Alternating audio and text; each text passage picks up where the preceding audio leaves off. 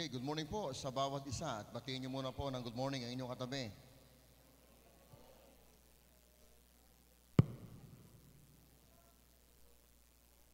Ayon po sa mga reliyoso, ngayon daw po ang tinatawag na Resurrection Day, Resurrection Day, sabi ng marami. At marami hong mga tao ang sumalubong kanina.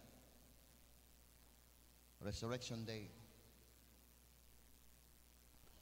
Nakakita na po ba kayo ng eroplanong lumipad tapos umatras kalaunan?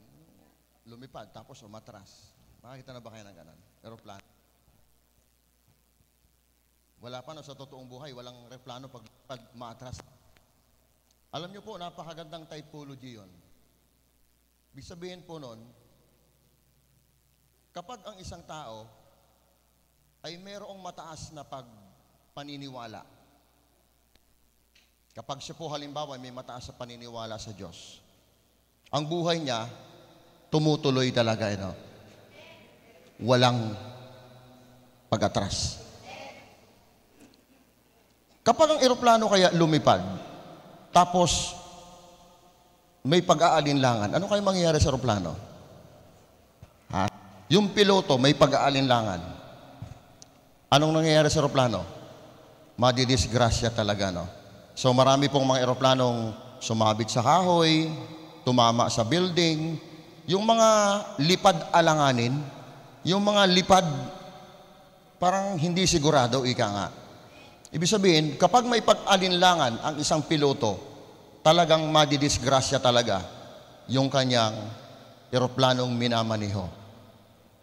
Kaya talagang, pag ikaw isa kang piloto, dapat talagang buo ang loob mo. Kapag pinalipad mong eroplano, dapat buo ang loob mo, malakas ang loob mo, sigurado ka, walang alinlangan. Tama po, no? Talagang makakarating ka ng maayos sa iyong pupuntahan. Ngayon, pag-uusapan natin itong ganitong klase ng, masasabi natin siguro, ito isang klase ng kaisipan. Kaisipang mapagduda o mapag-alinlangan. Gusto kong samahan natin dati yung topic natin ngayon, bro. Ang pag-alinlangan ng pamilya. Okay, dito, dadalhin po ulit natin sa pamilya, Ang pag-alinlangan ng pamilya. Sa mga anong panahon, nag-aalinlangan ang pamilya? At saan madalas nagsisimula? So marami tayong mga anggulo na ang pamilya, sa totoo lang, ito kasing tinatawag na doubt, ito po yung counterfeit ng belief, ng faith. Pag hindi establish yung pananampalataya mo sa loob, sigurado niyan, meron kang doubt. So, ang doubt, ang kalaban niyan, faith. Ang kalaban ng faith is yung doubt. So, sa tao, mas nauuna yung doubt, hindi agad yung faith. Di ba, Sa tao, mas nauuna agad yung doubt. Pag tinamaan ng tao ng doubt, ang kasunod nun, fear. Tama po? So, kadalasan, bago ma-develop ang fear, nauuna muna yung doubt.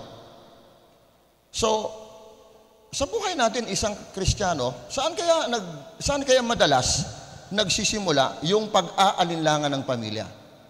Kaya nga, kung makita ho natin, katulad nga po yung ating typology yung ginamit, kapag mataas ang iyong paniniwala, ang buhay mo ay walang pagdududa. Ibig sabihin, hindi makita sa iyo yung pag-atras, di makita sa iyo yung pag-aalinlangan, di makita sa iyo yung pagdududa. So, walang atras kasi mataas ang iyong paniniwala. So, maganda po yun, So, meron tayong ditong, next slide, bro. Ito, nagustuhan ko itong quotation na ito, Walang nagiging dahilan sa taong may mataas na pamamaraan. Tama naman, di ba? Ibig sabihin, tambakan ka man ng mas maraming trabaho, tambakan ka man ng mas maraming problema, pag mataas yung pamamaraan mo, lulusot ka pa rin. Tama, Ako nagustuhan ko yung ganyang quotation. Walang nagiging dahilan sa taong may mataas na pamamaraan. Ayan, Kinote ko lang po ito, Hiniram ko lang po ito doon sa isang preacher. So, kung titignan mo sa kabilang banda, tama naman. Ibig sabihin, kaya tayo natatambakan ng problema kasi, o hindi tayo makaalpas sa problema kasi, ibig sabihin, wala tayong nakikitang pamamaraan or mababa yung ating pamamaraan. Ang pag-aalinlangan ng pamilya. Gusto ko pong gamitin sa ngayong umaga ang kwento po ni Tomas. at pagsaluhan natin itong istoryang ito. Nung mga araw na yon ay si Tomas ay kakaiba. Siya po yung alagad na hindi nakasama nung nagkaroon ng resurrection ng ating Panginoon. Kasi po ang nangyari, nung matapos po ang Panginoon ay namatay, at siya ho ay namatay. Yung pong mga alagad, pinersecute, nakaranas kagad po sila ng mga matinding persecution. Ang pasimuno ng persecution ng mga araw na yon ay si Pablo.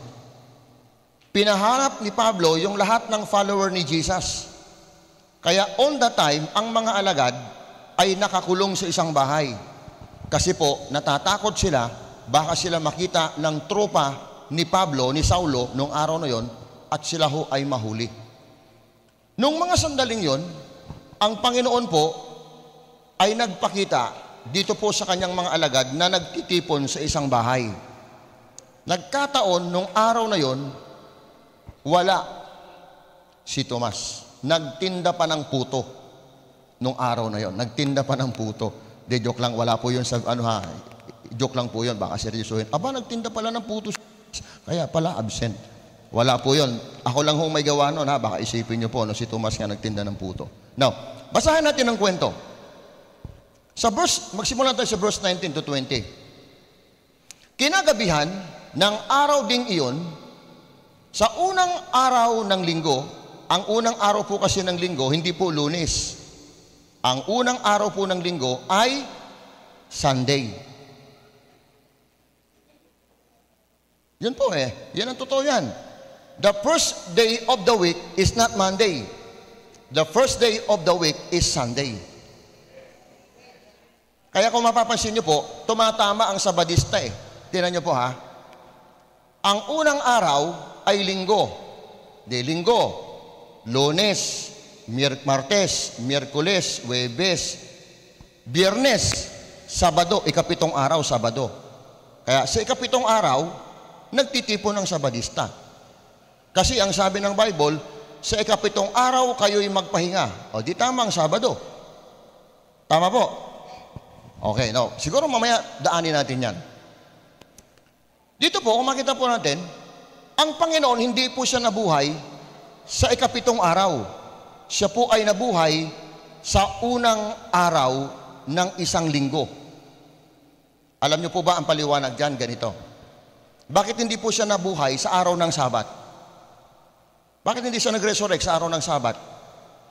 Paliwanag po dyan ng isang preacher, ni Watchman, sabi niya, ang Panginoon hindi nagsimula at hindi po siya nagising, hindi po siya nabuhay, hindi siya nag-resurrect sa kapitong araw. Bakit? Kasi po lahat ng tao na nabubuhay at tumatangkilik ng ikapitong araw ay mga taong nabubuhay sa batas, sa tinatawag ng kautusan. At lahat ng taong saklaw ng kautusan ay mga lumang tao. Kaya ang sinabi ng Panginoon, siya po daw ay gumising o siya daw po ay nabuhay na muli sa ikatlong araw. Sabi ng Panginoon, in the third day, Jesus will raise from the dead. On the third day, sabi niya, at tumama po do'y araw ng linggo. Araw ng linggo sa unang araw. Bakit? Sa ikatatlong araw, ikatatlo Yung pong kasing word na tatlo, ang kahulugan niyan, tatlo din. Ang tatlo, yung number 3, ang kanya pong meaning niyan, Triune God. Yun po yung una. Triune God. Espiritu, yung Spirit, Son, and Father. Father, Son, and Holy Spirit. Triune God. Yun daw po ang symbolical nun. Yun ang meaning. Pangalawa, kaya daw po ang Panginoon nabuhay sa ikatlong araw, ang kahulugan daw nun, new beginning.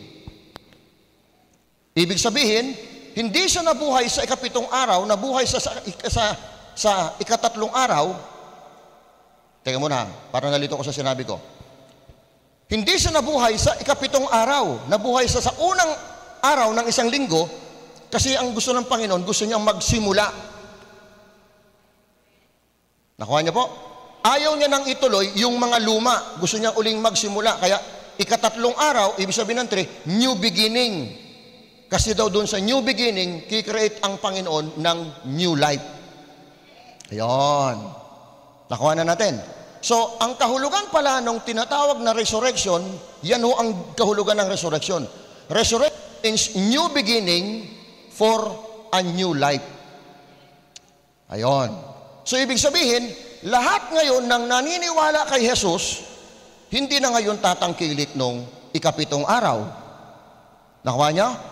Hindi na sila magsiselebrate ngayon sa ikapitong araw. Sila ngayon magsiselebrate na sa unang araw ng isang linggo. Ayan. Nakuha niyo po? Parang hindi natin nakuha. Mag-closing prayer na po tayo. Parang pagod na po kayo eh. Nakukuha natin. So, ibig sabihin, si Lord, hindi niya niyakap yung buhay at pamumuhay sa ilalim ng luma. Bagkus si Lord nagpasimula. Kaya ginawa niya, tinaon talaga ng Panginoon, di po ba, no? New beginning, unang araw. Nakita niyo? Sa unang araw, sa unang linggo, parang nalilito ako sa sinasabi ko din eh. Kanina pa ako nalilito. Hallelujah. Ang Sunday ay unang araw ng isang linggo. Malino ba yun sa inyo? Yun. Buti na lang. So, doon sa unang araw na yon, doon siya nag-resurrect. Kaya ang ibig sabihin pala, kaya pala, symbolical din yung 1 eh. Alam niyo po kasi lahat ng number, may symbolical po yan. Halimbawa, yung 1, stand for God. Yung number 2, stand for sustenance. Yung number 3, stands for triune God. Yung number 4, stands for creation. Okay, nakita niyo po, no? Yung number 5 stand for responsibility. Yung number 6 stand for human nature. Yung number 7 stand for God's perfect number o God's righteousness. Yung number 8 stand for new beginning. Number 9, wala siyang meaning. Ang meron niya number 10. Number 10, ang ibig sabihin nun is the testimony, mas kilala siya, the 10 Commandments. Pero ang totoo nun, the testimony of the living God. Nga lang, mas naging bantog doon sa word na tinatawag nating 10 Commandments. Pero ang pagkakasabi dyan ni Watchman that is the testimony, the personal testimony of the living God given to Moses. Nga lang, naging 10 Commandments siya. So, walang number 11, may number 12. Ang number 12 naman, the completeness administration of God. Walang number 13, malas. Ang number 14, parang, di ba lagi tayong gano'n? Huwag number 13 kasi malas eh. Kaya dapat yung mga kalendaryo natin na may number 13, tinatanggal dapat yung number 13, ano? Tama ba? Ha? Kaya kung kayo po, may pera kayo, halimbawa, ang pera nyo 13 pesos na lang, tanggalin mo yung piso, itapon mo para 12 lang. Kasi pangit yung may 13 eh, malas eh. Alam nyo po, walang malas na numero. May malas na tao. Tama po ba? Ha? Wala hong malas na numero. Lahat po ng numero, lahat po ng araw, blessed po yan. Pinagpapala ng Diyos. Now, punta natin dito ang kwento. Sabi ang kinagabihan ng araw ding iyon, ng unang araw ng linggo, habang nakasara ang mga pintuan o ang pinto ng bahay na kinaroroonan ng mga alagad dahil sa takot, o di tama po, yung ating paliwanag kanina. Bakit sila natakot? Kasi po may nagaganap na persecution. Yung tropa ni Saul kumakalat, hinahanap yung lahat ng follower ni Jesus. Ang ginawa nila, nagkakatipon sila, nagkulong sila sa kwarto o sa isang bahay. Tapos, ang sabi doon, natatakot sa mga Hudyo at dumating si Jesus sa kalagitnaan nila. Sabi niyan, tumayo siya sa kalagitnaan nila at sinabi, sumainyo ang kapayapaan. Parang si Jesus, no? Amen? So, pagkasabi nito, ipinakita niya ang kanyang mga kamay at ang kanyang tagiliran. Tuwang-tuwa ang mga alagad nang makita nila ang Panginoon. Muling sinabi ni Jesus, sumainyo ang kapayapaan. Kung paanong sinugo ako ng Ama, isinusugo ko rin kayo. Pagkatapos, sila'y hiningahan niya. Hiningahan daw ng Panginoon ang mga alagad. At sinabi, tanggapin ninyo ang Espiritu Santo. Kung patatawarin ninyo ang mga kasalanan ng sino man ay pinatatawad na ang mga iyon. Subalit ang hindi ninyo patatawarin ay hindi nga pinatatawad. Ngunit si Tomas na tinatawag na kambal, na sa ibang salin ay Didimo. Hindi yung Didi mo ha, baka naman. Ang ibig sabihin nun, didimo. Sa ibang salin po yun ng Bible. Alol po ng King James Version. Ang kahulugan ng kambal, didimo. Oo. Baka isipin niyo yun, didimo ha. Hindi yun. So, kambal at kabilang sa 12 ay wala roon nang dumating si Jesus. Wala daw. Saan? Naghahanap pa nga ng ulam. Okay, kasi siyempre magluluto siguro ito. No? Kaya sinabi sa kanya ng ibang mga alagad, nakita namin ang Panginoon. Sumagot si Tomas, hindi ako naniniwala hanggat hindi ko nakikita ang mga butas ng mga pako sa kanyang mga kamay at hanggat hindi ko inilalagay ang aking daliri sa mga iyon at nahahawakan ang kanyang tagiliran. Makalipas ang 1 linggo, muling nagkatipon sa loob ng bahay ang mga alagad at kasama nila si Tomas. Nakasara nga ang mga pinto, ngunit pumasok si Jesus at tumayo sa kalagitnaan nila at sinabi, sumainyo ang kapayapaan. At sinabi niya kay Tomas, ilagay mo ang iyong daliri dito at tingnan mo ang aking mga kamay at ilagay mo ang iyong kamay sa aking tagiliran. Huwag ka nang mag-alinlangan pa. Sa halip ay maniwala ka. At sumagot si Tomas, Panginoon ko, Diyos ko. Dito pa lang, makita nyo na po, no? Tinawag ni Tomas itong si Jesus na Panginoon ko, Diyos ko. Malinaw talaga, pala si Jesus, isang Panginoon at isang Diyos. Sabi nung iglesia, kaya lang naman nasabi yun ni Tomas, nagulat lang kasi siya.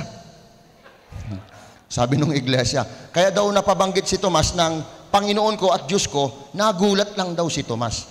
Ganyan pala pag nagulat si Tomas, no? Sabi nung mga taga-iglesia. Okay, at sinabi sa kanya ni Jesus, naniniwala ka na ba dahil nakita mo ako? Pinagpapala silang hindi nakakakita, gayon pa may naniniwala. Ayan, yan ang kwento. Ngayon, sa tugpong ito, ang isang simpleng tanong, una, si Tomas po ay kabilang sa 12. Kasama po niya ang Panginoon sa loob po ng 3 taon at kalahati.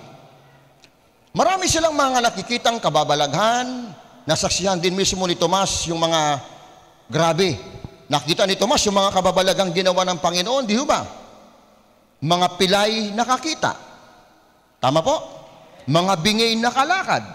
Nakita nyo po yun? So, alam po ninyo, marami siyang mga bagay na nakita na patunayan. Pero ang tanong, bakit si Tomas parang nagulat pa siya sa pangyayaring ito, sa balita sa kanya? Sabi nung kanyang mga kasamang alagad, Tol, nakita namin si Jesus. I won't believe it, sabi niya. Unless I can see. So, ibig sabihin, kung makita natin, ang tanong ay ito, yun bang pangyayaring yun ay bago ba ito kay Tomas? Bago ba sa kanya yung pangyayaring yun? Hindi po. Kasi bago pa man mamatay si Jesus, sinabi niya na ito sa kanyang mga alagad. Next slide, please. Ito po yung statement. Ang sabi dyan, Jesus was going up to Jerusalem. He took the 12 disciples aside privately and told them what was going to happen to him. Sinabi na po ng Panginoon sa kanyang mga alagad. Sabi sa kanyang, Psst! Halika kayo, may sasabihin ako sa inyo. Halika kayo. Sasabihin ko sa inyo yung mangyayari sa akin. Ha? Huwag kayong magtaka. Kung mangyari man yun, huwag kayong magtaka. Tapos sabi niya sa verse 18, listen, he said, we're going up to Jerusalem, pupunta ako sa Jerusalem, where the Son of Man, referring to himself, will be betrayed to the leading priests and the teachers of the religious law. They will sentence him to die. Yun daw ang anak ng tao, huhulihin daw ito, no? Ito daw ay ipagkakanulo. Pagkatapos ito daw ay, kumbaga, sisintensyahan ng kamatayan. Then they will hand him over to the Romans to be mocked. Ibibigay daw siya sa kamay ng mga Romano para daw siya ay hamakin, flogged with whip and crucified. But Sabi niya sa kanyang mga alagad, on the third day, He will be raised from the dead. Ay di ibig sabihin, hindi bago sa mga alagad yung pangyayaring maganap kay Jesus. Nadinig ni Tomas. Tama po ba? Okay, bago po muna ang lahat, ikukorek ko muna po kayo. Meron na nga pong ikukorek dito. Ang ginagawa po ng ibang relihiyon, ang paniniwala nila, si Jesus daw namatay ng Friday. Ha? Naniniwala ba kayo na si Jesus namatay ng Friday? Kaya ang sabi ng iba, huwag kayong malikot, wala ngayong Diyos. Kaya po nung Friday, zero krimen. Patay Diyos eh. Kita niyo po ha, kung bilangin niyo po namatay si Jesus ng Friday, bilangin niyo, Friday, ang bilang nun, Saturday, Sunday. Hindi 3 days. Tama po ba? Ay hindi Friday namatay si Jesus. Ano ba ito mga kababayan natin? Kung ano mga pinaggagawa eh. Tama po ba? Birthday daw, December 25. Talagang ano talaga gumagawa talaga ng sariling kalendaryo ito mga to. Tama po. So, sinabi pa ng Bible sa Mateo chapter 12 verse 40, ganito pa dinescribe ng Bible. Siya din ang nagsabi. Si Jesus din nagsabi niya, for as Jonah was in the belly of the great fish for 3 days and 3 nights, so will the Son of Man, referring to himself, be in the heart of the earth for 3 days and 3 nights. So, ibig sabihin, siya daw pala, kung paano daw si Jonah ay napasapusod, napunta sa ilalim, sa tiyan ng balina ng 3 araw, 3 gabi, sabi niya, ako din, yung anak ng tao, pupunta din ako sa loob, sa ilalim ng lupa, sa pusod ng lupa, ng 3 araw at 3 gabi. So 3 araw, 3 gabi. Saan tumama yun? Ha? Kung namatay ang Panginoon ng Friday, hindi tatama ng 3 gabi at 3 araw. Di ba mali? Sa palagay nyo, ano mga araw?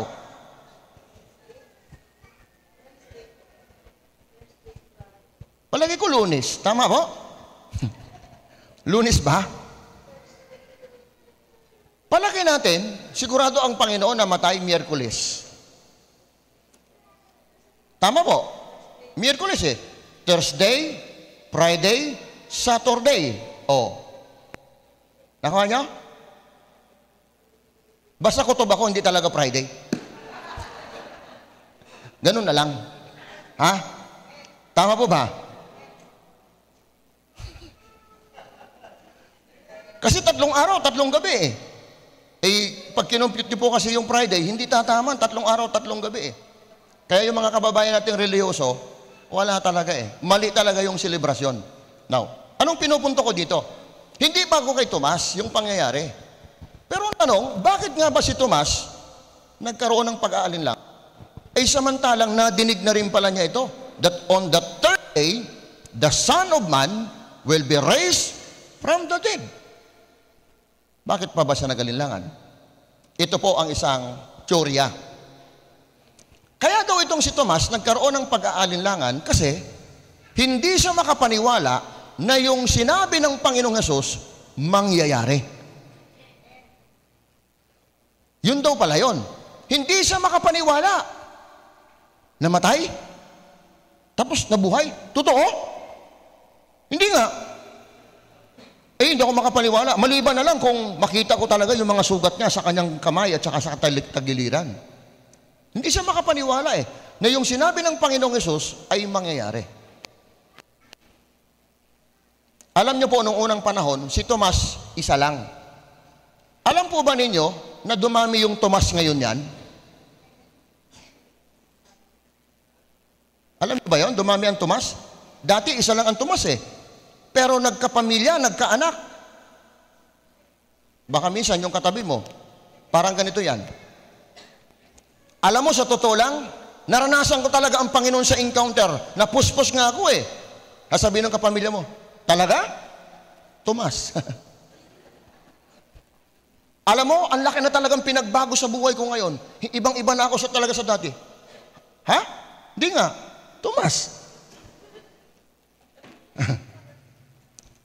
Depende lang yan. Ginang Tomas o Mang Tomas, di ba? Parang gano'n eh. Depende.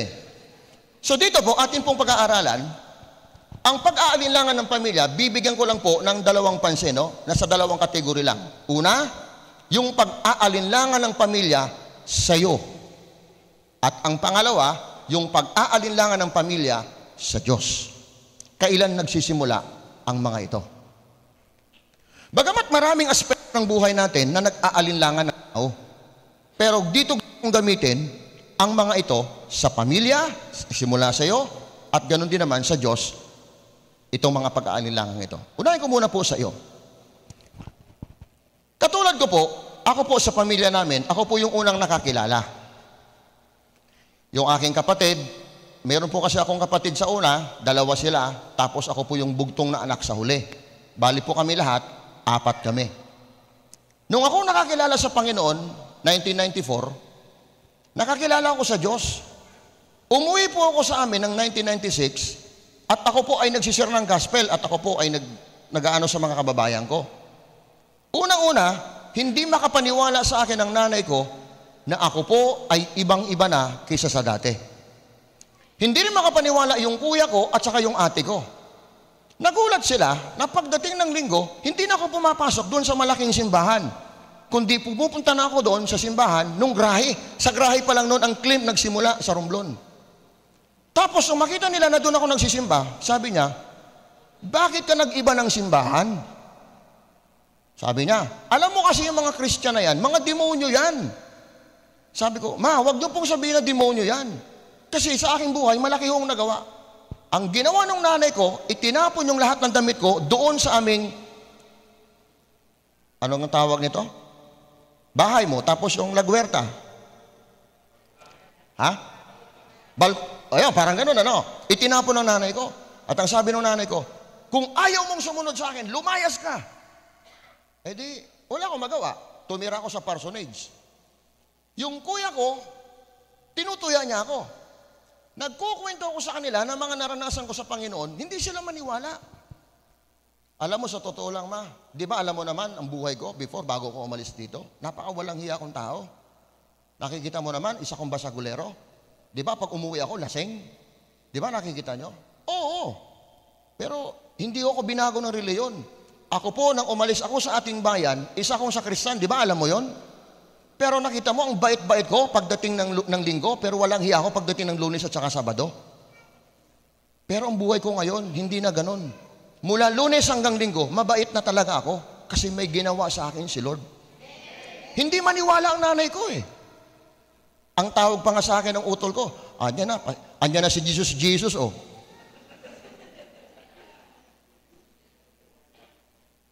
Mga barkada ko, na mga kasama ko dati sa inuman, ang tawag sa akin si Hallelujah at saka si Praise the Lord. Dumating pa nga sa punto na papunta na ako ng simbahan, ang layo ng simbahan namin, yung bahay namin sa simbahan namin, sinasalubong pa ko yung sa daan. Brad, hallelujah, praise the Lord. Wala talaga eh. Ultimo yung mga barkada ko, bagamat totoo sinasabi ko, hindi sila makapaniwala. Alam niyo kung bakit? Kung mayroon mang unang hindi maniniwala, siyempre, yun ay ang ating kasambahay. Kahit anong kwento mo, alam mo sa totoo lang, ang laki talaga ng ginawa sa akin ni Lord. Kahit totoo, nagkukwento ka ng totoo. Hindi maniniwala yan, hindi makukumbinsi. Bakit? Kasi lahi nila si Tomas. Tama po? Kaya kung ikaw ay may kamag-anak o meron kang pamilya, meron kang nanay, meron kang kapatid, meron kang anak, na hindi mo pa nadadala sa Diyos, kahit anong kwento mo sa kanila, hindi mo yan basta-basta makukumbinsi. Kasi sila yung mga tipo ng taong to see is to believe. Halimbawa, yung mga galing sa encounter, nagkukwento kayo. Alam mo, sa totoo lang, naranasan ko talaga si Lord, napuspos talaga ako nung encounter. Ang sasagot na sa inyo, talaga? Hindi nga. O di Tomas, hindi kumbinsido eh. Ito kasi mga to, mawawala lamang yung pag-aalinlangan niya sa iyo kahit nagsasabi ka ng totoo, maliban kung sila'y makakita ng concrete evidence before they believe. Ibig sabihin, ang tao, naghahanap siya ng konkretong ebidensya bago sila maniniwala sa sinasabi mo. Ganyan si Tomas. Ganyan si Tomas. Nakita namin si Lord. Kita nga namin eh. Tapos nakita namin yung mga sugat sa kanyang tagiliran. Anong sabi ni Tomas? I won't believe it unless I see. Yun ang sagot niya eh. Hindi ako maniniwala, maliban kung makita ko.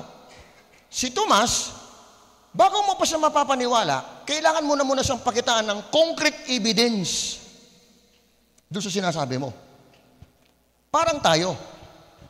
Bago mo makumbinsi ang mga mahal mo sa buhay na talagang ang Diyos ay nasa sayo at may ginawa ang Diyos sa buhay mo, mapapaniwala mo yan kung makakita sila ng kumplitong ebidensya mula sayo.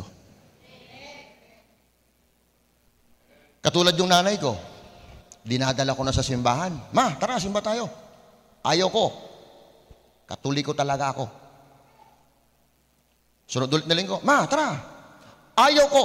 Kung saan ako ay pinanganak, doon na ako mamamatay. Ganyan ang sagot ng nanay ko eh. Pagkatapos, ma, next Sunday, tara, sama na tayo. Ayaw ko nga. Kayo, pasibol pa lang, kami palubog na. Huwag mo kong turuan. Eh, ang nanay ko, albularyo. Lahat ng aking lahi, angkan albularyo. May mga anting-anting ang nanay, ang angkan ng pamilya ko. May isang araw, may sinugod sa amin doon. Nangingitim ang labi, pati kuko. Pagkatapos, dinasalan ng nanay ko. Kumuha siya ng luya. Dinasalan ng Latin. Tapos sabi ng nanay ko, parang may kumukontra. Sabi ko sa nanay ko, kung sa Diyos yan, kahit sinong kumontra, effective pa rin, tatalab pa rin yan. Kapag hindi yan sa Diyos, madali talagang kontrahin. Ay habang siya nagkaganon, nagdidimin-dimin, nasa likod ako, in Jesus' name, in Jesus' name, in Jesus' name. Para talaga may kumukontra talaga eh. Ngayon, ang nangyari, kahit ano, pinawisan na sa kapapahid ng kanyang luya, sabi ko, ma, ganito lang gawin mo. Pumunta ka doon sa likod, pumuha ka ng talbos nung sili. Tapos, ang tawag namin doon sa Bisaya, idarang mo sa apoy, tapos kilikisihin mo. Yung kilikisihin, ginaganon. Tawag sa amin yung kilikisihin. Kilikisihin mo. Tapos, mo talaga yung pakatasin mo. Tapos ipahid mo dito. Pagkapahid mo dito, sasabihin mo, in Jesus' name. Eh, yung nanay ko, di pumunta din sa likod. Pagkatapos, dinarang din niya sa apoy. Tapos ginanon din niya. Ginatas. Tapos sinagay. Anong sabi mo? Sabi mo, in Jesus' name. In Jesus' name. Pag sabi niya in Jesus' name, umutot yung bata, tapos dumigay. Tapos maya-maya, nawala na yung pangingitim, tapos naglaro ang bata, sabi, tsamba, na-tsamba na. Tsamba pa, sa tingin niya, tsamba daw. Ay di, ano ma? Sabi ko nga sa iyo, talagang yung power ni Lord nasa sa akin, iba talaga ang power nasa sa iyo. O ma, masimba ka na sa linggo ha? Hindi, ayoko. Sunod ulit, meron naman sa amin tinawag doon na kulebra. Kulebra. Yung hirap huminga, na parang pinipigilan yung kanyang paghinga. Kulibra tawag sa amin naman doon. Tapos yung nanay ko naman, kumuha ulit na naman ang tawag naman namin doon is yung, ano man tawag nito, yung jugdugay. Yung ang kanyang balat ay sobrang kapal na pag pinisa mo ay ang tigas na, hindi ko lang alam kung anong tawag sa Tagalog yun ha. Ngayon, ang nangyari, ginamot ng nanay ko, ay wala pa rin. E di, sabi ko sa nanay ko, ma, ganito gawin mo. Kuha ka ng bawang, tapos yung bawang, darang mo sa apoy, tapos diktikin mo, lagay mo ng maligam-gam na tubig, painom mo. Sabi mo lang ulit, in Jesus' name. Di ginawa ng nanay ko, ganun din ang ginawa. Dinarang sa apoy, tapos, anak, inumin mo ha? Sige, in Jesus' name. Maya-maya ang bata, sumuka. Pagkasuka, normal na ulit, naglaro na naman ang bata, sabi, talaga pala pag in Jesus' name gumagaling, no? Talaga, natsambahan na naman tong batang to, sabi niya. Tsamba na naman ulit ang tingin. Hanggang yung isang bata naman, yung isang babae naman, yung isang nanay, namaga, sumunod na araw, isinugod sa kanya, namamaga to na kulay pula, parang nakukulibra. Di ba? Ang tawag doon, parang sobrang pula. Dinara ngayon sa apoy, may tawas. Ang pagong. Sabi ko, sigurado yung pagong na yan lalaki. Kasi nagkahilig sa hita ng babae eh. Nung ginamot niya, sumunod na araw bumalik. Ate, hindi pa rin po natanggal eh. Sabi niya, yun pa rin po, sobra pa rin pula. Sabi ko sa nanay ko, ma, Ang gawin mo, kuha ka ulit ng talbos ng sili, tapos ganun mo ulit, dara mo sa apoy, kilikisihin mo, tapos ipunat mo. Sabihin mo, in Jesus name ulit. Ganun ulit ginawa ng nanay ko. Kinamukahan, bumalik yung may sakit na gano'n, na parang nanuno. Okay na, nawala. Sabi niya, sabi ko na nga sa'yo, di ba? Nakakatatlo na ako sa'yo, di ba? Ano? Nung nakalima, hindi pa rin, hanggang sa nakalima. Nung panglima, sumama yung nanay ko. Pagdating sa simbahan, hikab ng hikab, parang kayo, di ba?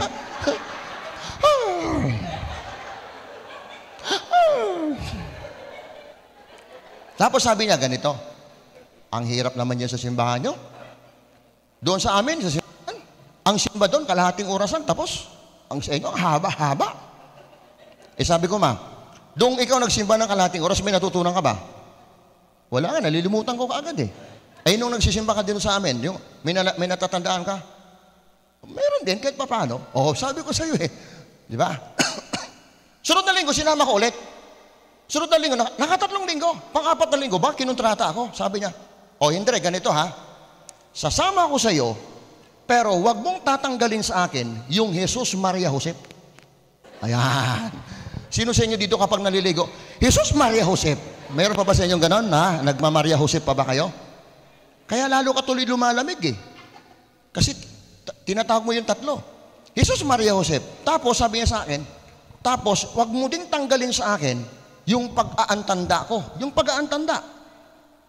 Tapos yung rosaryo. Sabi ko, walang problema. Sige, basta sumama ka lang. Walang problema. Kung yan ang remembrance mo, walang problema. Sige. Simba siya ng simba. Ay naging membro ako ng katitism. Tapos nagtuturo ako ng katitismo. Nabasa ko yung libro ng katitism. Sabi ko, ang nakalagay kasi doon, ang pag-aantanda sa Panginoon ay, sabi niya doon, ang pag-aantanda sa Panginoon ay pagsaway sa mga kaaway nang hindi tayo mapasama. Yan ay sinulat ni Father Abiola ang may sulat. Sabi ko sa nanay ko, ma, yung palang pag-aantanda, yung pagsasign of the cross, yan pala, kaya ka nagsasign of the cross, itinataboy mo pala yung mga kaaway para hindi ka mapasama. Bakit ako pagdating sa simbahan, may kaaway kaya doon sa simbahan? Kasi yung mga tao doon, tuwing pumasok, lagi silang nag-aantanda. Di ko lang alam kung sinong kaaway nila doon. Yung bang kapitbahay nila o katabi nila o yung mismong nagtuturo. Di ba? Ganun lagi Sabi ko, kaya kami, pagpapasok sa simbahan, di kami nag-aantanda. Kasi wala kaming kaaway sa loob Lahat ng nasa loob, kakampi namin. Maliban na lang kung katabi namin yung di nagbayad sa utang. Talagang mapapasign of the cross ka talaga In Jesus name. Tama ba? Intindihan niyo po ako? Kasi yun naman talagang turo Ang pag-aantanda ay pagsaway sa kaaway. Yun ang nakalagay sa libro ng katitismo. So ang tanong, kaya mayroon dito isang tao na pumasok, dito mayroon tao, naggumagawa kami sa taas. Tao po. Opo. Bakit po, ate? Simbahan po ba to? Opo. Noon hindi pa ito naputol mahaba pa to kaya nagmumukhang cross. Sabi, bakit po? Kasi birthday ko po ngayon, magtitirik po sana ako ng kandila. Sige pasok po kayo. Pag gusto niyo po magtirik, sabi niya. Pagkatapos sabi niya, wala kayong sausawan? Anong sausawan, te? Ano po? Tuyo? Masuka? Ano po ba?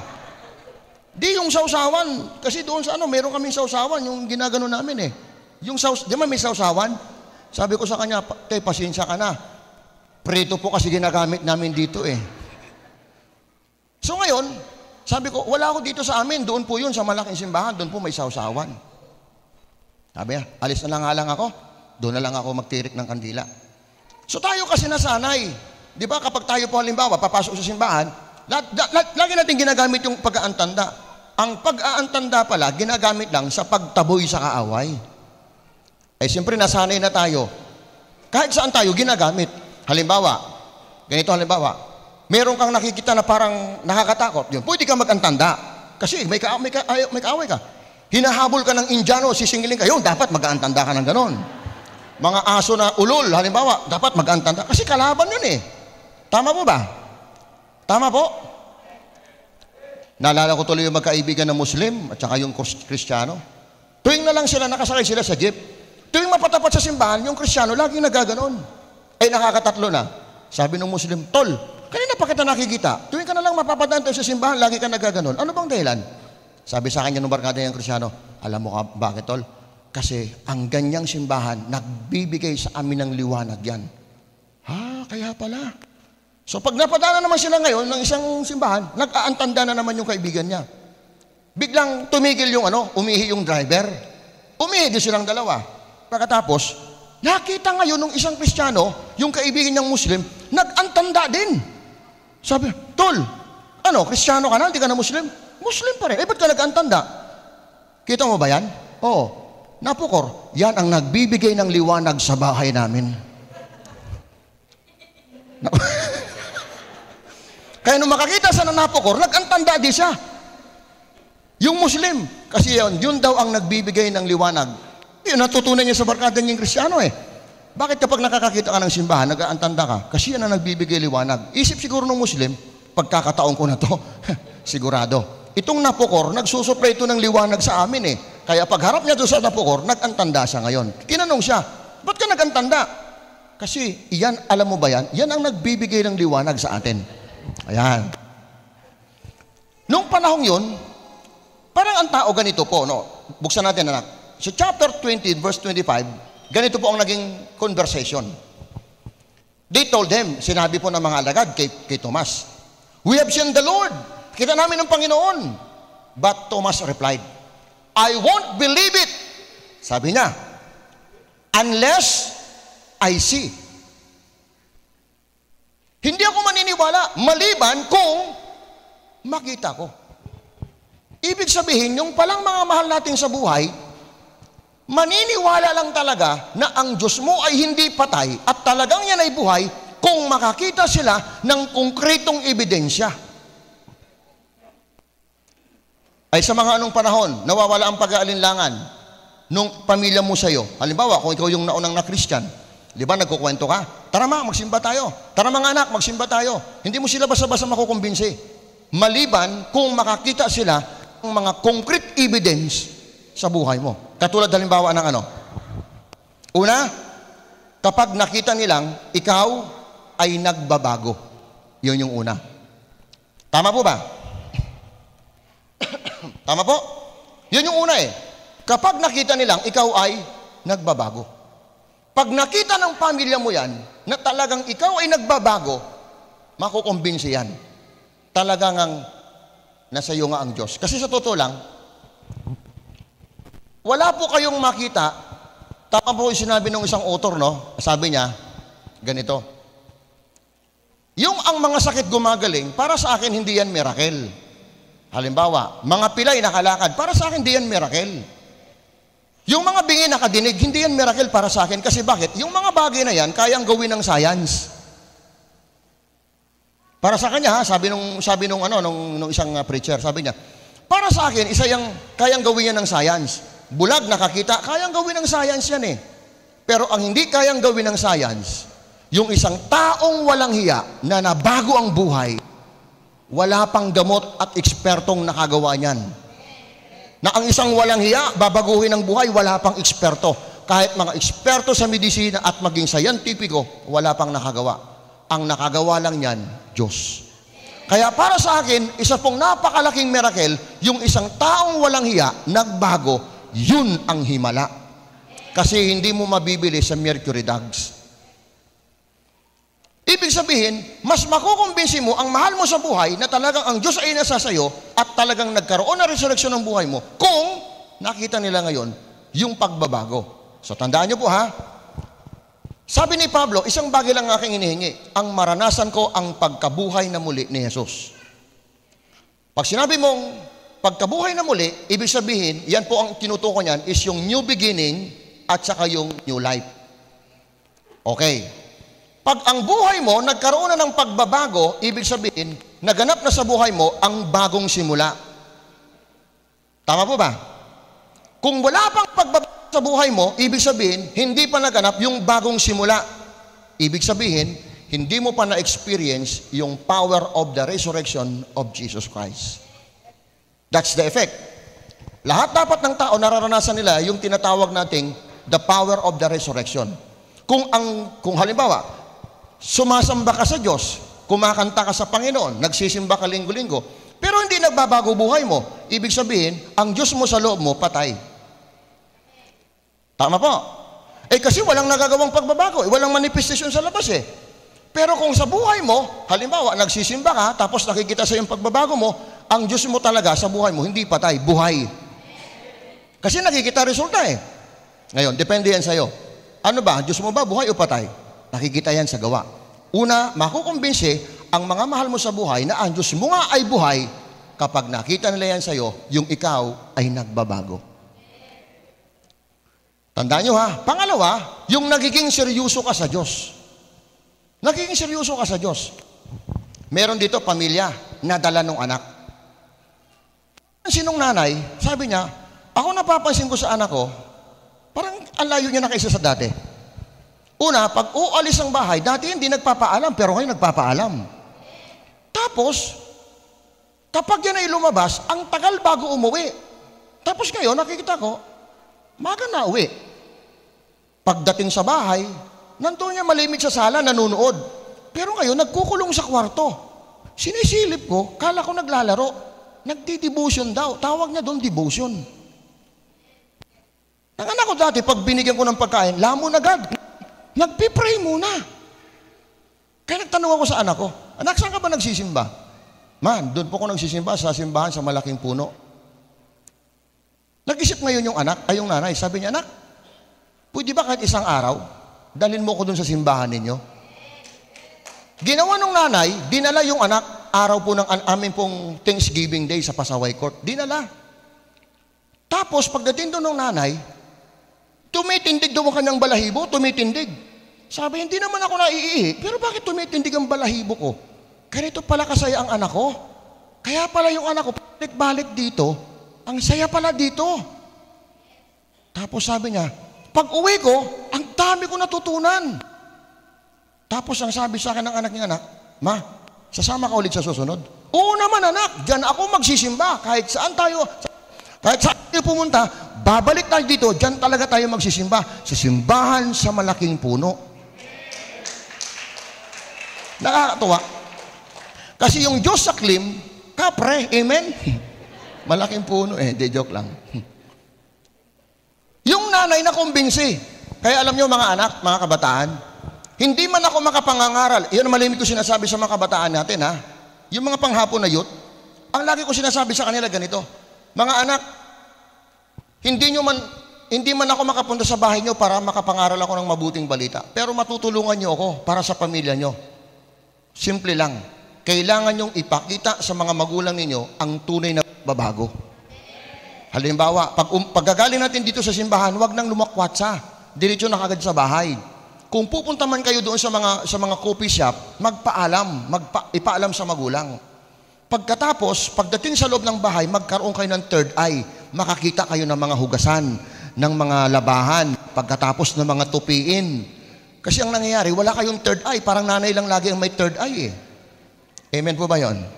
Di ba? Nanay lang nakakakita ng labahan, ng hugasan. So, ganun ang nangyayari. Tapos sabi ko sa kanila, kapag ganyan ang ginagawa ninyo, matutulungan nyo ako. Makikilala ng mga mahal nyo sa buhay ang Panginoong ating sinasamba. Yun, mayroon na nga isang kabataan. Ibig sabihin, po ng magulang, seryoso yung anak. Ay, sino naman ang magulang makukumbinsi sa anak? Halimbawa, yung anak, ma, sama ka. Tapos nakikita sa anak, naglalaro halimbawa. Naglalaro lang halimbawa ng mga Mobile Legends o yung mga online games. O di naman kaya, yung isang anak o yung asawa, kinukumbinsi ang asawa, ma, sama ka. Tapos yung asawa naman, nakikita, nagtataya sa online sabong. Hindi makukumbinsi yung mga mahal natin sa buhay, di ba? Kasi nakikita niya sa'yo, hindi ka seryoso. Pangatlo, makukumbisi at mawawala yung pag-aalinlangan ng pamilya mo sa'yo kung nakikita niya sa'yo yung ikaw ay nagiging mapagmahal sa pamilya. Ayan. Di ba? At ang pangatlo, dapat, yung ikaw ay nagiging mapagmalasakit. Yung talagang matindi yung concern mo. Tama po ba? Ngayon, nawawala lang yung malasakit sa pamilya kapag yung isang bata nakatingin lang sa sarili. Kita niyo po ha? Pag ang isang bata makasarili, hindi niya nakikita yung hirap ng pamilya. Kapag ang bata maging makasarili, hindi niya makikita kailanman yung hirap ng kanyang pamilya.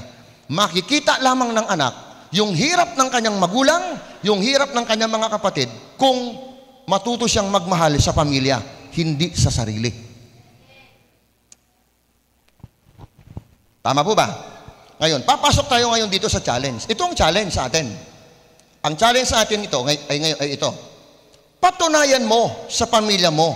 Patunayan mo sa pamilya mo at sa ibang tao na karapat dapat ka para ikaw ay sundin at paniwalaan. Ha? Paniwala. Patunayan mo talaga. Karapat dapat ka ba talaga para sundin namin, para paniwalaan? Oo.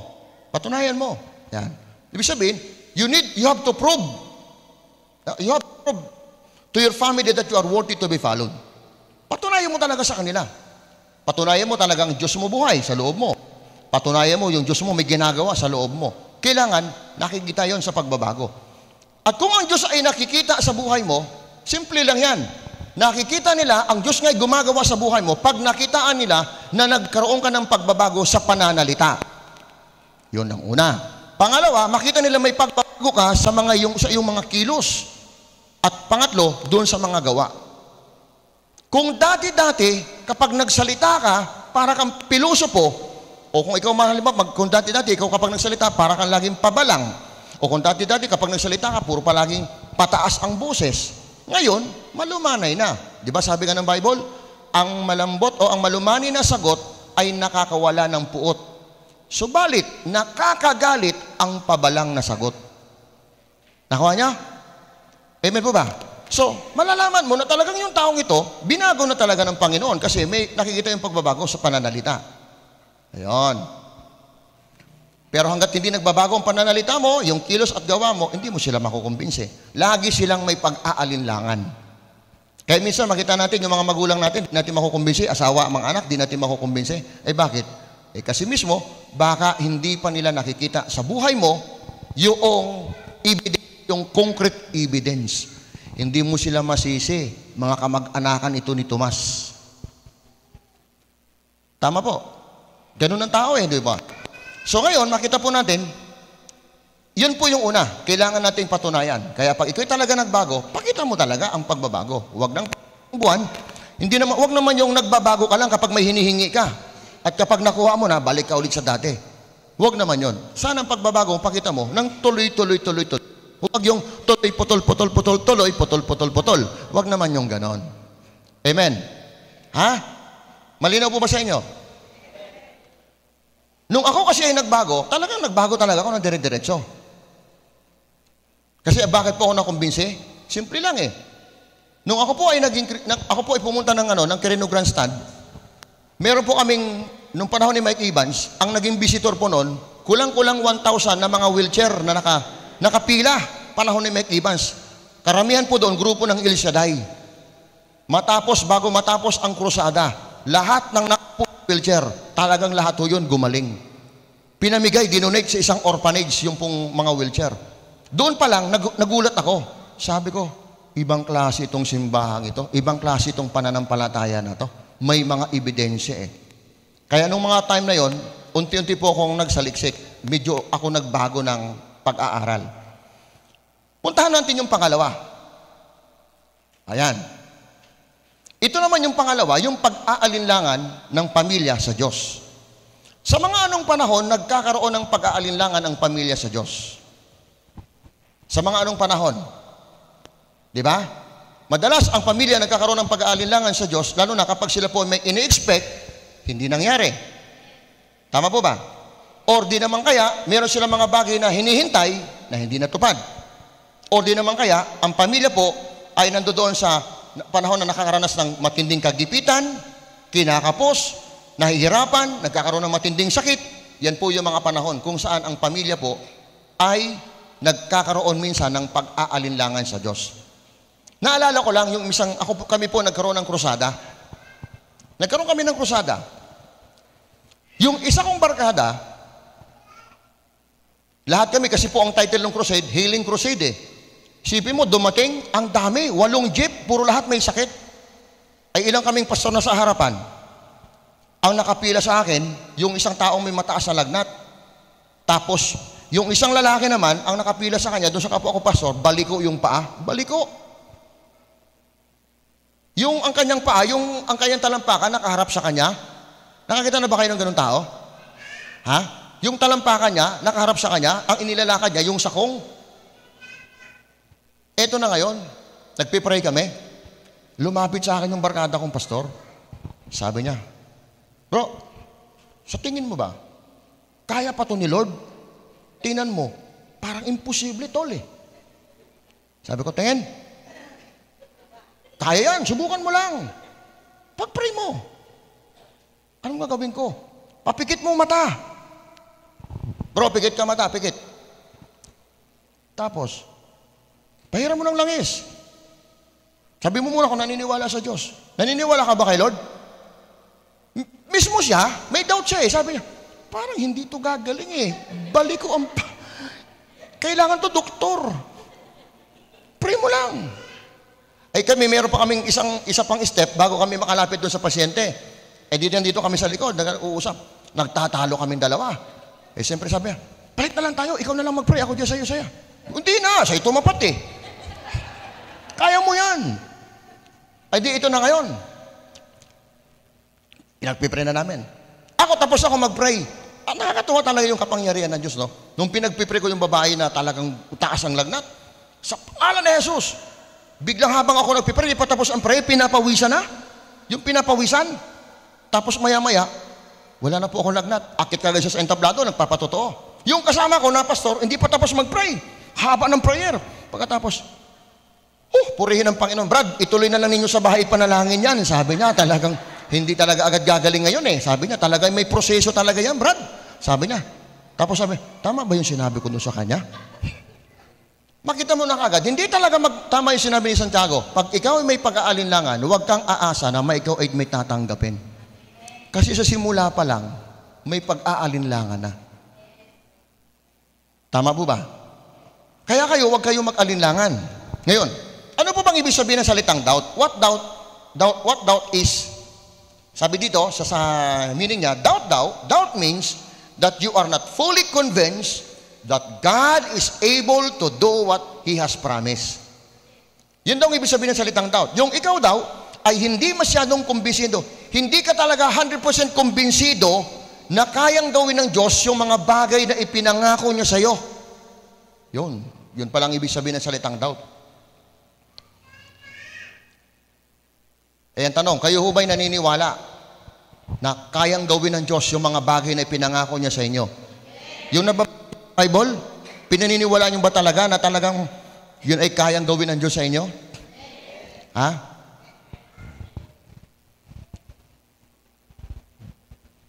Naalala ko tuloy yun sa giving eh. May dalawang magnanay galing Makati na punta ng Carmona, bumisita. Nagkataon araw ng linggo. Pauwi na sila, alas 9. Sabi nung bata, nung kanyang anak, 8 years old, Mama, simba muna tayo bago tayo umuwi. Anak, hindi natin alam ang simbahan dito eh. Tinuro niya, yun mama, Baptist Church. Ay di yung nanay napilitan. Tara nga, simba na muna tayo. Sumimba ngayon yung bata.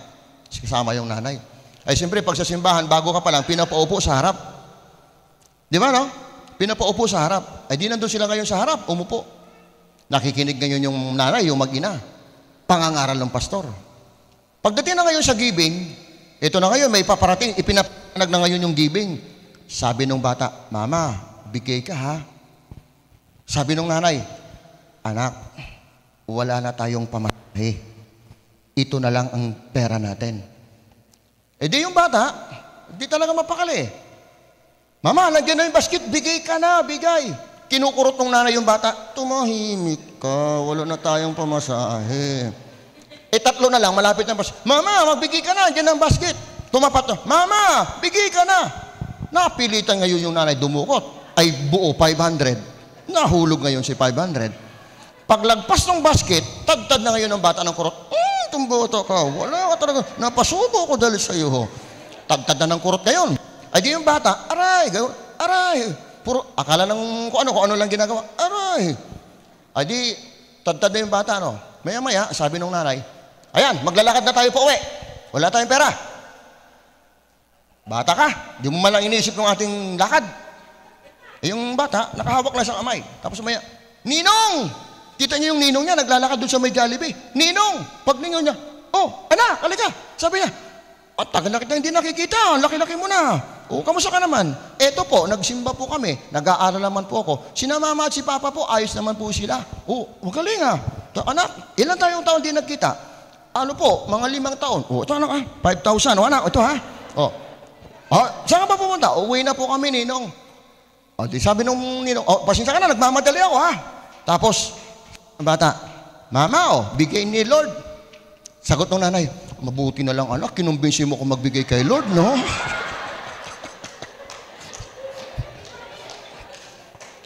Buti pa yung bata, kumbinsido kay Lord eh.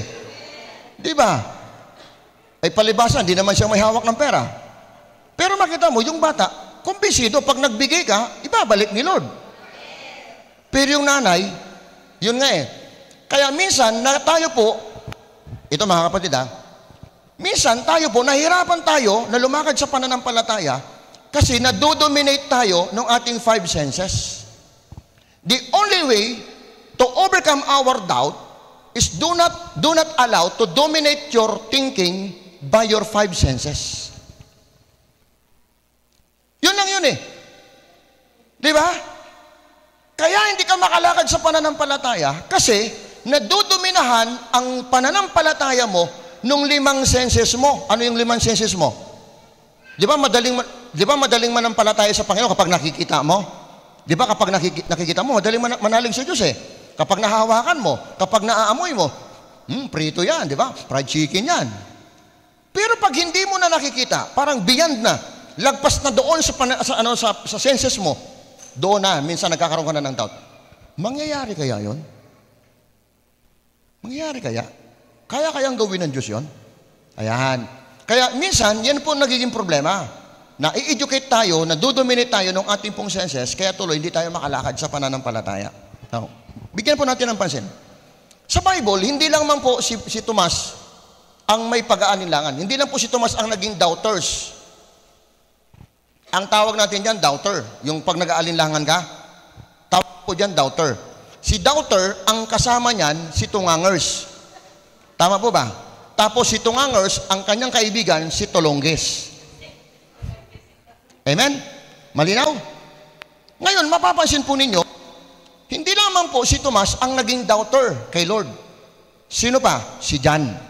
Aralin din natin ang buhay ni John. Si John, isa po siya sa mga alagad ng ating Diyos. Tama po, no? Siya po ay tinawag ng Bible na forerunner of Christ. Basahin nga po natin saglit. Ito pong si John, siya po ay number 1 supporter ng Panginoon. Siya din po ang nag-endorso sa Panginoon ng mga panahon bago magsimula ang ministry ni Jesus. Siya din po ang nag-baptize kay Jesus. Si John din po ang nag-baptize. Pero dumating sa point na itong si Juan ay nagkaroon ng doubt kay Jesus. Lalo na po noong mga panahong siya po ay nakulong doon po sa port of Macarius. Noong pong si Juan ay nakulong sa port of Macarius, doon nagsimula ang pag-alinlangan ni Juan. Ganito pong nangyari.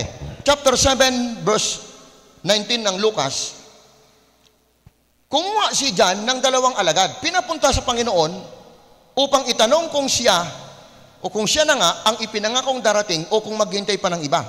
Pagdating doon, sinabi nila kay Jesus, Pinapunta po kami dito ni Juan na tagapagbautismo upang itanong kung kayo na nga po ang darating or maghihintay pa kami ng iba.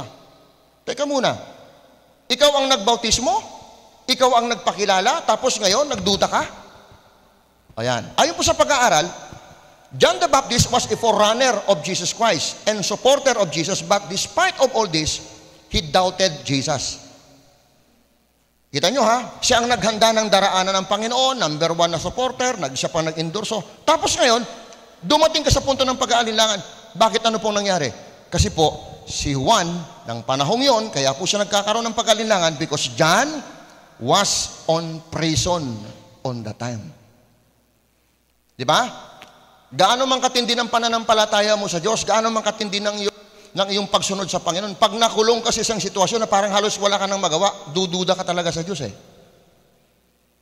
Tama po ba? Halimbawa, nakulong ka doon sa isang sitwasyon, di mo makalabas. Halimbawa, nakulong ka ng sitwasyon ng sakit. Hindi mo alam kung paano ka dyan makalaya. Nakulong ka sa... Meron kami isang kapatiran dito na yung utang daw niya ay hanggang noo. Hanggang noo, tinatanong niya nga ang Diyos eh, dinidinig mo pa ba ako sa aking mga panalangin? Tinan mo nga ang katabi nyo, baka ang utang hanggang noo. Ha? Pag maraming wrinkles yan sa mukha, yung maraming nakakunot na nakaganon, yun, confirm. Ha? Pero pag makinis ang noo niyan, pag makinis ang noo, nakamaxipil yan, may pera yan. Tama po ba? Nung panahong daw yun, na ang kanyang asawa ay nandoon sa matinding utang, natatanong siya sa Panginoon eh, Lord, nadidinig mo pa ba kami?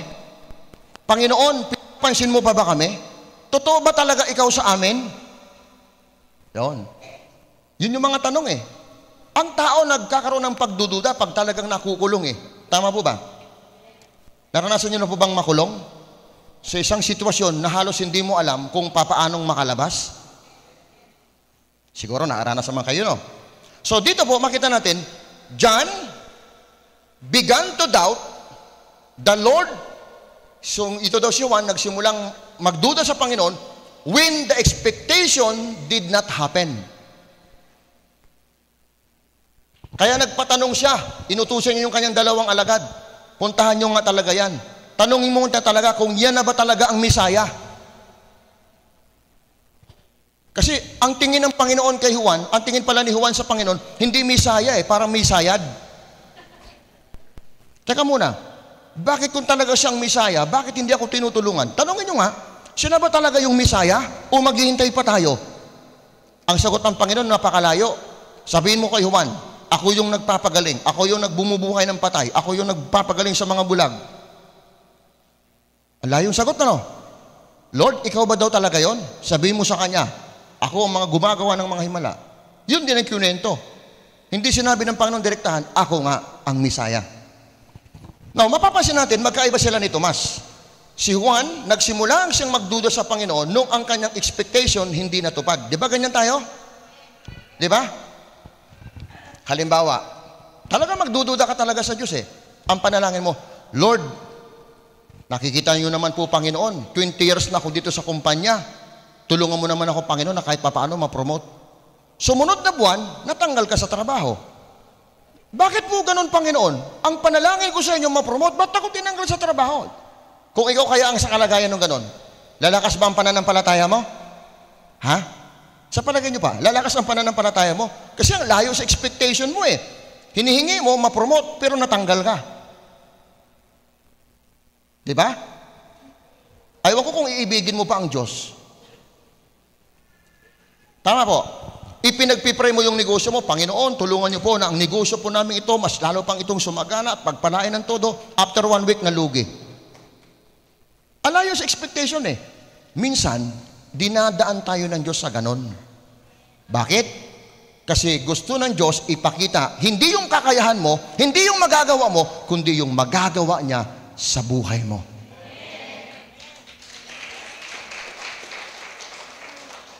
Kasi makikita mo kagad, halimbawa, may negosyo ka, tapos bigla agad nag-boom. Ang makikita mo talaga agad yun, kaya naman nag-boom, kasi talagang namuhunan ako eh. Sa sipag ko lang. Mas maganda, makikita mo talaga yung gawa ng Diyos, yung dapang-dapa ka, tapos bigla kang umangat. Talagang gawa ng Diyos yun. Yung luging-lugi ka, tapos bigla ka nakabangon. Di ba hindi totoo? Di ba ganun talaga yun? Tama ba? Halimbawa, natanggal ka sa trabaho, di mo pala alam, kaya ka pala tinanggal doon kasi ipopromote ka ng Panginoon, yung hinihingi mong posisyon, hindi kayang ibigay nung kumpanyang yon. Kaya pala, inalis ka doon ng Panginoon kasi yung hinihingi mong posisyon, doon ibibigay sa kabilang kumpanya. Nga lang ikaw, dahil nga educated ka ng senses mo, minali mo tuloy ang Diyos. Akala ko ba, kapag nag-pray ako sa Panginoon, sasagutin ako ng Diyos. Napansin niya?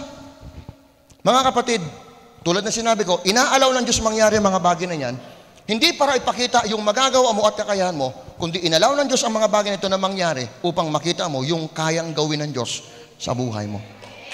Kasi hindi nga siya patay, buhay nga ang Diyos mo eh. At kayang gumawa ng dakilang bagay sa buhay mo habang ikaw lamang ay naniniwala. Si Tomas naman magkaiba. Si Jesus, si John, nagduda sa Panginoon when the expectation did not happen. Si Tomas, iba naman siya. Thomas began to doubt with Jesus when he did not see and experience the resurrection of the Lord. Nagduda naman itong si Tomas kasi hindi niya mismo na-experience yung pagkabuhay na muli. Napakalaking pagkakaiba. Ibig sabihin nga lang, yung pong ating pagdududa sa Panginoon, minsan iba-ibang pinanggagalingan. Nakukuha natin?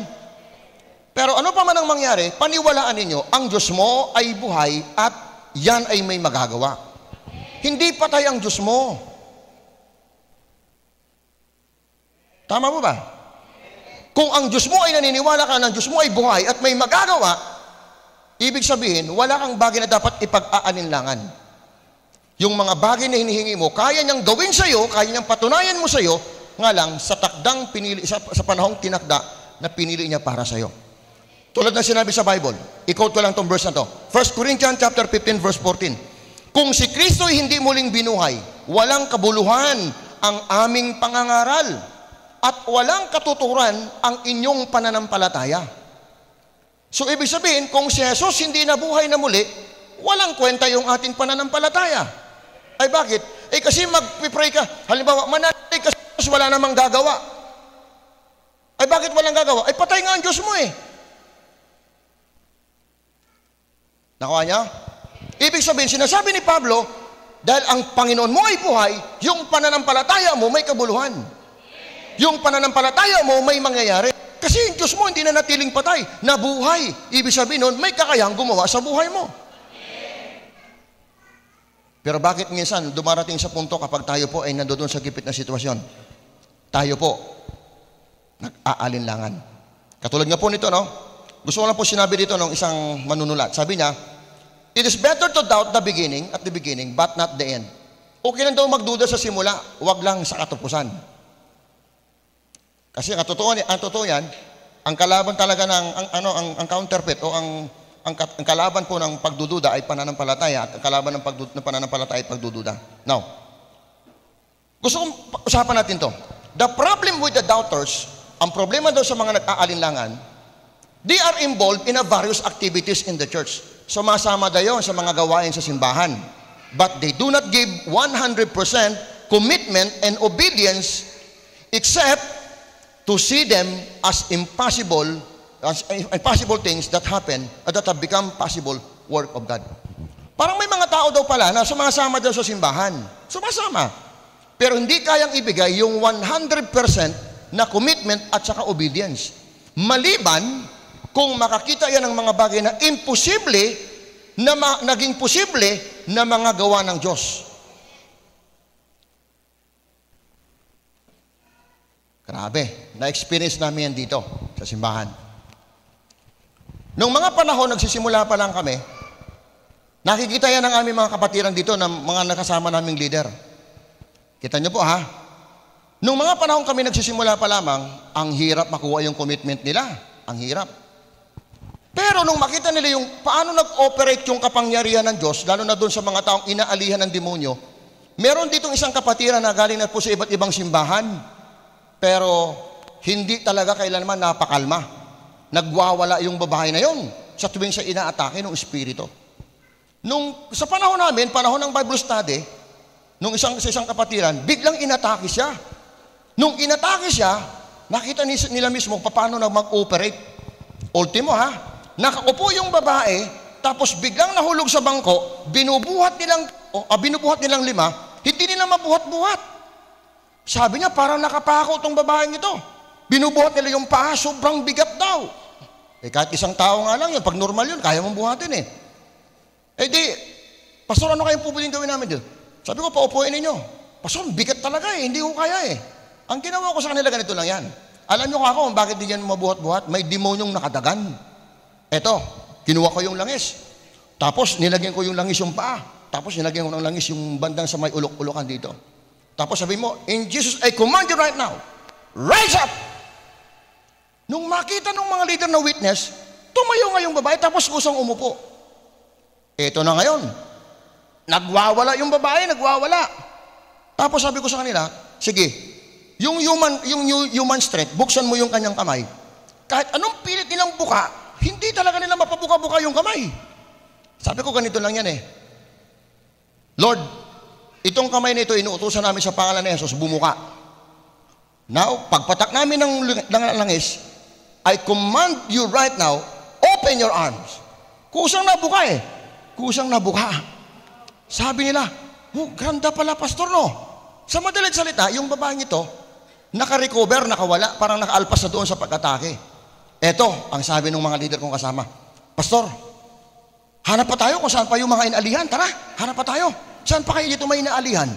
Sabi ko, tapang mo ah. Oo, pastor, kita ko ngayon ang pananampalataya ng Panginoon. Paano mag-ooperate eh? Nakita nyo? Sabi ko, bro, 2:00 na po ng madaling araw, uwi na tayo. Di, baka meron pa dito mga inaalihan. Sa tuwing kami magkitang dalawa, yung isa kong leader, nakita ko, ano pastor, wala ba tayong pupuntahan ng mga inaalihan? Dapat natin, para ano? Sa loob-loob ko lang, ang lakas ang loob nito.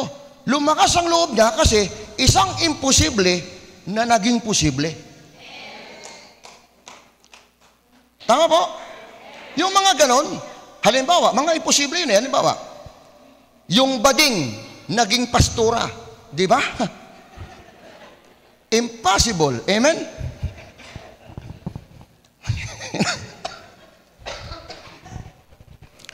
Binago na po ako ngayon ng Panginoon. Ako po ngayon, isa na po akong pastora.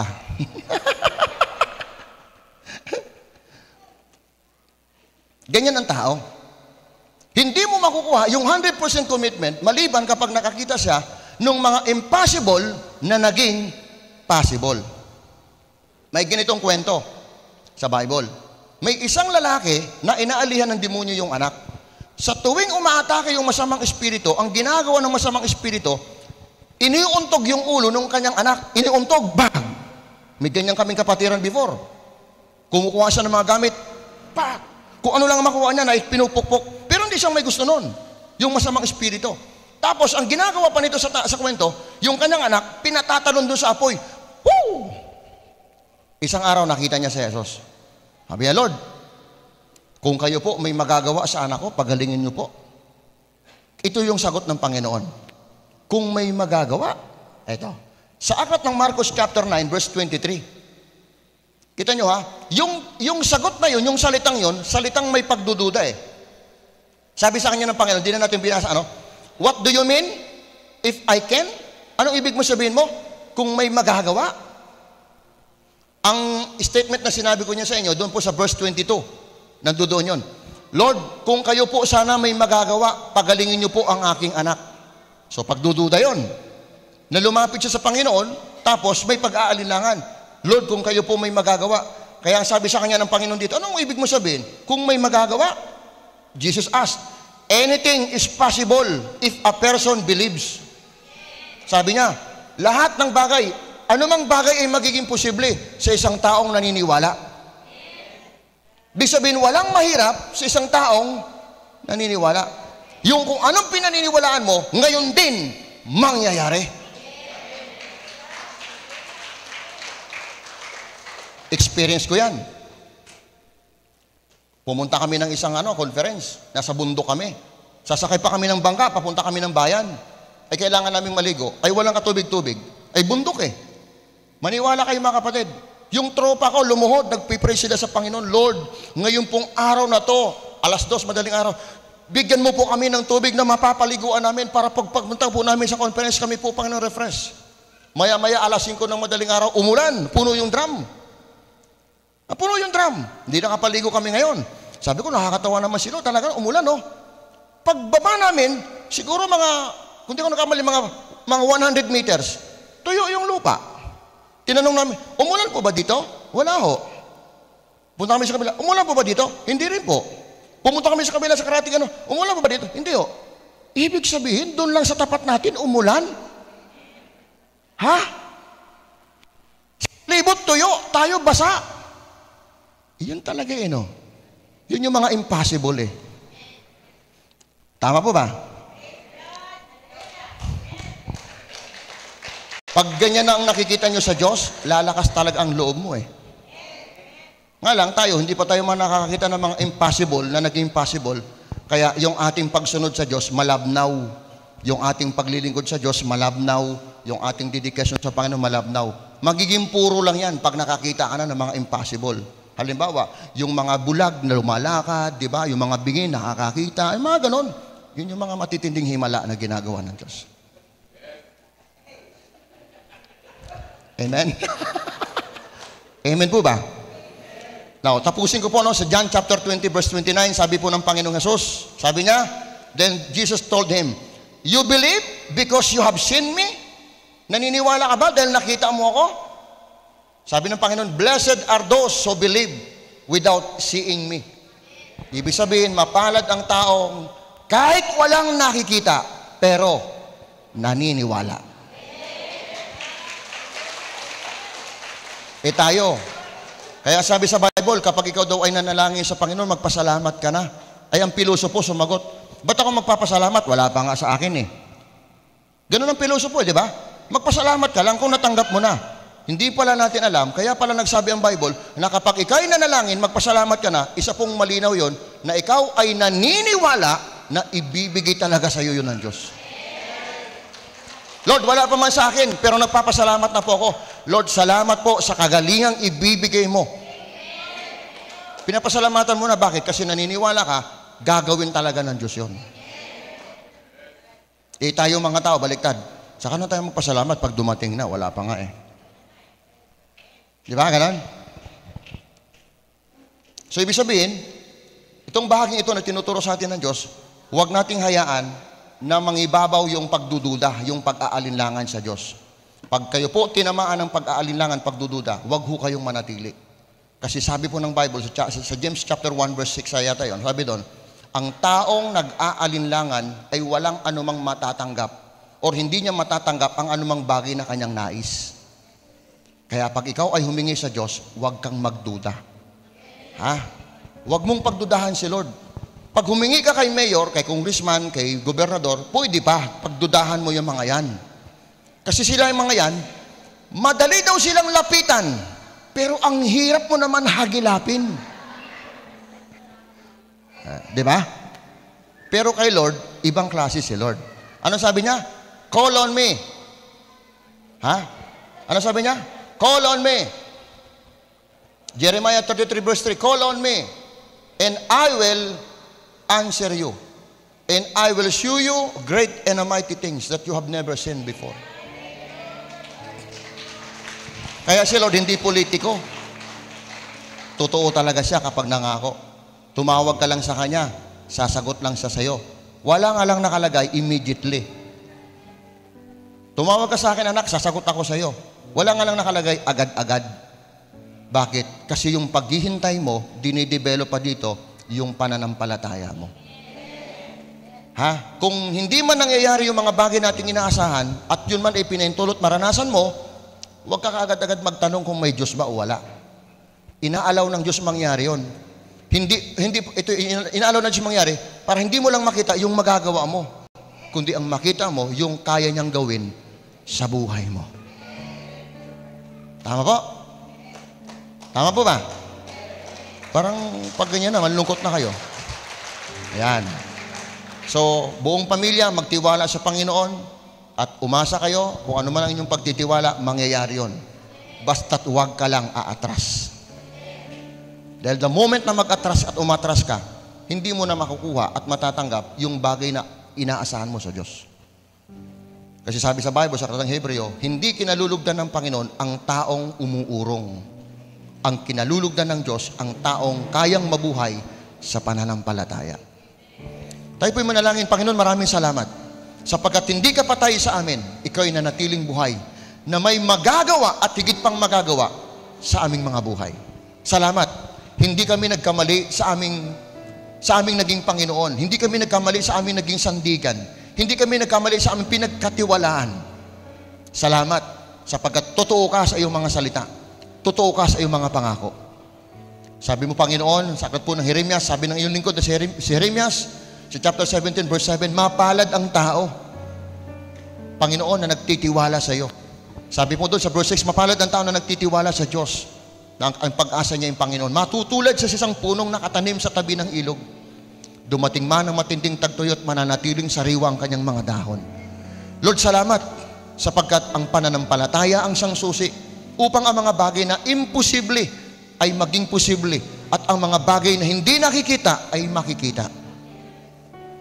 Subalit isang bagay lang dapat namin, Panginoon, na dapat namin magawa, ang hindi kami magpadumina sa aming pong 5 senses. Kasi po, kadalasan kami po ay natuturuan at nahahadlangan ng amin pong mga pandama. Subalit ngayon, tinuturuan mo kami kung paano lumakad sa pananampalataya. Because faith has the ability to destroy the wall of limitation. Sa iyo po, Panginoon, aming pinagkakatiwala, ang lahat ng pamilya na may pag-aalinlangan pa sa iyo, Lord, ang panalangin ko, magpakilala kayo sa kanila. Ipakita mo, Panginoon, ang iyong magagawa at higit pang magagawa. Pakita mo, Panginoon, sa kanila na kaya mong gumawa ng dakilang bagay. Maging sa kaliit-liitang bahagi, hanggat buo ang aming pananalig at pagtitiwala sa iyo, mangyayari at mangyayari ang anumang bagay na inaasahan namin sa iyo. O Diyos, salamat po. Salamat sa mga kapatid namin na tinulungan mo, lalo na po, Panginoon, ng mga nakapasa sa examination, mga imposible, Panginoon, pero naging posible. Salamat sa pagsama mo sa kanila. Salamat, Panginoon, sa mga taong tinulungan mo na pinalakas mo ang kanilang mga loob. Pagpalain niyo po ang bawat pamilya ng simbahang ito at dalangin namin na lumipas man ng isang linggo, babalik kami sa bulwagang itong punong-puno ng pasasalamat dahil sa kabutihan at pagpapalang tinamo namin mula sa inyo. Sa iyong papuri, pagdakil at parangal, itong aming panalangin sa pangalan ni Jesus. Amen.